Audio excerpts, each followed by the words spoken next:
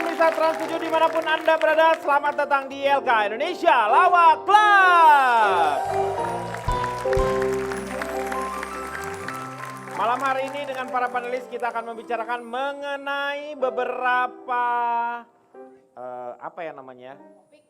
topik-topiknya tuh yang hangat, yang sedang dibicarakan juga oleh masyarakat. Jadi kita beri judul namanya lah Indonesia Lawak Kekinian. Iya. Jadi teman-teman boleh memilih, nanti kita akan melihat bagaimana yang akan kita bahas pertama seperti apa, nanti bergantung kepada para panelis. Kira-kira mau membahas yang mana? Kita lihat bersama-sama di layar, ada Ayah Marsyanda, Perpustakaan Baru DPR, penghapusan jalur 3-in-1. Kira-kira manakah yang mau dibahas terlebih dahulu? Ayah Marsyanda jadi anggota DPR. Hah? Gak ada Pak pilihannya. Reklamasi pantai, Pak. Ceritanya beda dong. Jadi karena semuanya nampaknya yang saya lihat ini berdasarkan voting, semuanya nilainya hampir sama. Jadi kita akan membahas penghapusan Ayah Marsyanda di perpustakaan baru. Bagaimana? Ini aja lah urutan aja ya. Ayah Marsyanda dulu ya. Ya kalau kayak gitu ngapain Bapak suruh voting dari awal? Enggak maksudnya. Buang-buang itu, energi. Anda harus mengetahui ya, kadang-kadang dalam demokrasi itu ada tekanan. Ya, Sebenarnya saya seolah-olah demokrasi gitu. Silakan mau pilih yang mana, padahal semuanya sudah saya tentukan. Sekarang kita bicarakan Ayah Marsyanda. Ya, oke. Kita lihat terlebih dahulu. Miliki anak yang berprofesi sebagai artis tak selamanya berbuah manis. Hal itu terbukti pada Irwan Yusuf Ayah Marsyanda menjadi pengemis demi sesuap nasi untuk makan. Pasca diciduk petugas P3S Suku Dinas Sosial Jakarta Selatan di ruas Jalan Bangka Kemang, Ayah Caca telah dijemput meski belum diketahui akan tinggal di mana dan dirawat oleh siapa.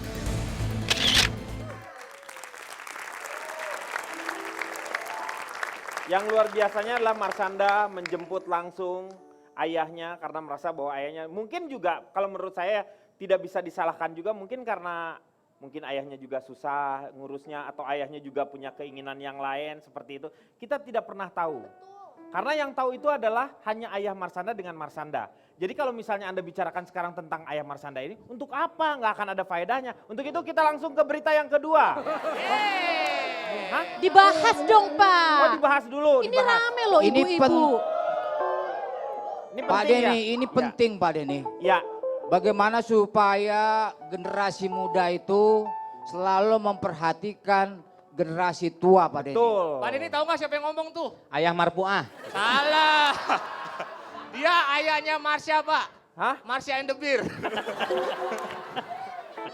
Jadi begini, yang saya ingin tanyakan adalah kadang-kadang kan kalau misalnya orang tua itu kalau misalnya di beberapa tempat di negara lain itu menjadi satu hal yang sangat lumrah. Kalau misalnya si ayahnya atau ibunya itu dititipkan ke panti jompo kadang-kadang. Tapi kan kalau kita tuh yang berbudaya yang seperti ini, yang mangan orang mangan yang penting ngumpul, itu kan kesannya tuh gimana gitu kalau membiarkan orang tua. Pak, mangan orang mangan sama ngurusin orang tua. Kan karena ngumpul, Meng, sering ngumpul kita tuh. Jadi kayaknya kalau melihat orang tua kayaknya sendirian, kasihan dia kesepian, padahal belum tentu. Cocokkah hal ini dengan budaya kita? Atau Anda setuju nggak? Nih, kita kan tanya langsung ke orang tuanya. Pak Jarwo, yang tinggal di panti jompo gimana menurut Bapak? Siapa yang tinggal di panti Enggak, jompo? maksudnya Bapak kalau misalnya anak Bapak tiba-tiba menitipkan Bapak di tempat penitipan helm. Bapak setuju nggak? Setuju. Saya memperkenalkan Ya, diri dulu silakan. Pak Denny. Saya ini Si gembala sapi. bukan Bapak Jarwo dari mana? rentetan jaringan rahasia di Kemayoran. Disingkat apa Pak? Reza Rahardian. Iya. Berkaca dari apa yang dialami oleh ayahnya Marsyanda. Marsyanda. Oh jadi buat cermin tuh ayahnya Marsyanda. Bukan. Maksudnya, Berkaca tuh gimana? maksudnya kita bisa mengambil hikmah apa Oh. yang terjadi pada orang lain Pak Denny. Betul. Gimana kan Marsyanda bukan hikmah Pak. Enggak. Hikmah maksudnya manfaat Manfaat. dari kejadian orang lain Pak Denny. Pak Denny tadi bertanya sama saya tentang apakah wajar orang tua dititipkan ke Panti jompo. Panti Bandung. jompo. Oh, panti jompo. Saya setuju Pak Denny. Bapak setuju? Betul. Karena apa? Karena di panti jompo itu Minuman haram. enggak. Gak kan lagu Oma gitu. Bisa terjadi yang namanya CLBK juga ternyata Pak Denny. Oh. CLBK, Cinta Lansia Bersemi Kembali.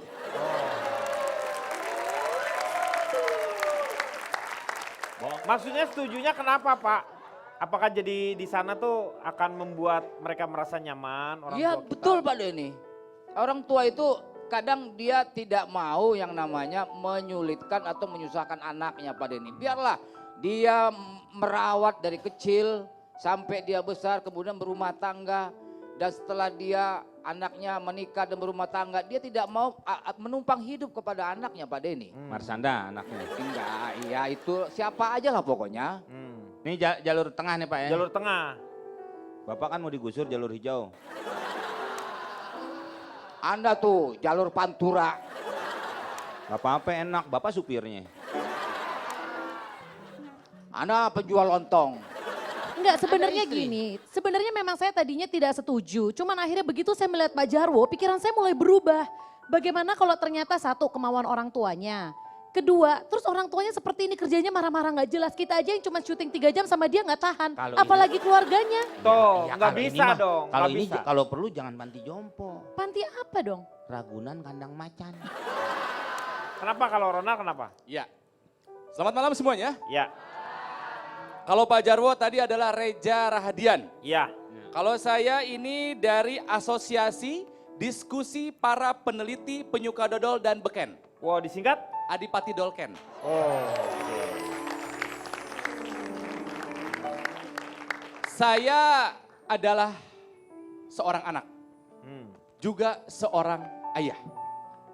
Dari ibu.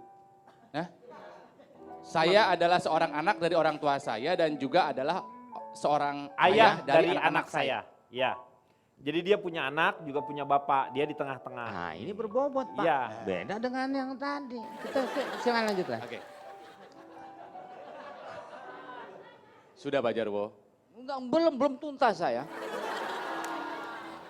Lihat antar di luar, awas Anda. Saya nggak keluar-keluar, saya tahan. Kalau melihat ceritanya Marsyanda ini saya sedih Kang Denny. Iya. Ya, karena kebetulan saya punya sesosok bapak ya, Iya. saya panggilnya bapak, yang sangat saya kagumi. Dia ini bisa saya bilang level pengetahuannya sama seperti Iwan Gayo. Iwan Gayo ini yang dulu bikin buku, Buku pintar. pintar. Oh Ya. Google-nya sekarang. Ah, Ada yang junior, ada juga yang seri senior. Senior. Mau tanya apa saja bapak saya bisa jawab. Saya sangat kagum sama pengetahuannya dia gitu. Itu yang membuat saya mengikuti jejak dia, suka banyak baca. Hmm. Dad ya atau father, Iya. dad is a son first hero Iya, betul. and a daughter first love. Seorang ayah adalah pahlawan yang pertama buat anak laki-lakinya dan cinta pertama buat anak perempuannya. Kang Denny juga digituin sama anaknya. Iya. Komeng juga digituin sama anaknya. Bahkan Pak Jarwo pun akan diperlakukan seperti itu sama anaknya. Beda. Kenapa?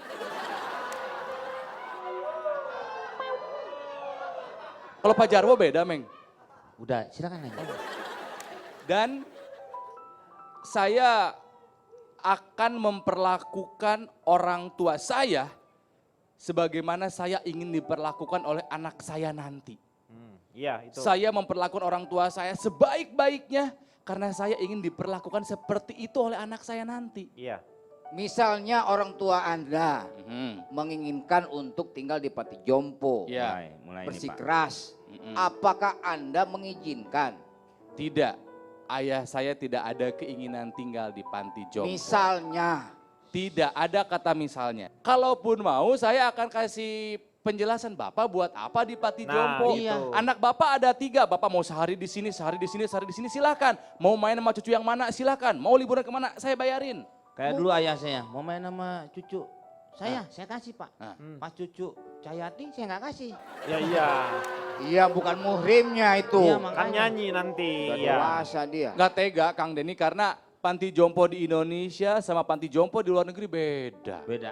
Dititipkan, biayanya ada, dibiayai oleh negara, programnya ada, makanannya terjaga, secara psikologisnya juga terjaga. Anda nggak tahu, Anda ke Cipayung sana. Nah, di Cipayung tuh. Di sana ada tempat panti jompo yang dikelola oleh negara. Saya juga panti jompo yang ada di Jakarta Selatan di Jalan Margaguna, Pak Jarwo. Ya, Saya ke dekat, Cipayung Pak. dong. Saya dekat Cipayung rumah saya. Nah, Di mana? Cimantel, Pak.